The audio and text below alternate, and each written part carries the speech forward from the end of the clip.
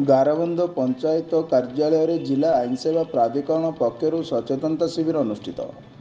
ଗଜପତି ଜିଲ୍ଲା ଗୋଷାଣୀ ବ୍ଲକ ଅନ୍ତର୍ଗତ ଗାରବନ୍ଧ ପଞ୍ଚାୟତ କାର୍ଯ୍ୟାଳୟରେ ଆଜି ଜିଲ୍ଲା ଆଇନ ସେବା ପ୍ରାଧିକରଣ ପକ୍ଷରୁ ସଚେତନତା ଶିବିର ଅନୁଷ୍ଠିତ ହୋଇଯାଇଛି। ମାନ୍ୟବର ଓଡ଼ିଶା ରାଜ୍ୟ ଆଇନ ସେବା ପ୍ରାଧିକରଣ କଟକ ଓ ଜିଲ୍ଲା ଆଇନ ସେବା ପ୍ରାଧିକରଣ ଅଧ୍ୟକ୍ଷ ତଥା ଜିଲ୍ଲା ଦୌରା ଜଜ୍ ଶ୍ରୀ ପ୍ରଣବ କୁମାର ରାଉତରାୟଙ୍କ ନିର୍ଦ୍ଦେଶ କ୍ରମେ ଗଜପତି ଜିଲ୍ଲା ଆଇନ ସେବା ପ୍ରାଧିକରଣ ତରଫରୁ ଗାରବନ୍ଧ ପଞ୍ଚାୟତର ଡ୍ରପ୍ ଆଉଟ୍ ଛାତ୍ରଛାତ୍ରୀମାନଙ୍କ ନାମ ଲେଖା ନିମନ୍ତେ ଏହି ସଚେତନତା କାର୍ଯ୍ୟକ୍ରମର ଆୟୋଜନ କରାଯାଇଥିଲା।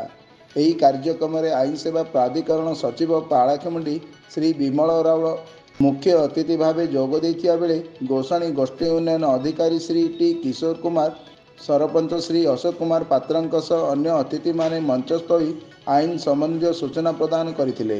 ଏଥିସହ ଡ୍ରପ୍ ଆଉଟ୍ ବିଦ୍ୟାର୍ଥୀମାନେ ପୁଣି ନିଜ ବିଦ୍ୟା କିପରି ଆରମ୍ଭ କରିବେ ଏବଂ କାହିଁକି କରିବା ଆବଶ୍ୟକ ସେ ବିଷୟରେ ସଚେତନ କରାଯାଇଥିଲା।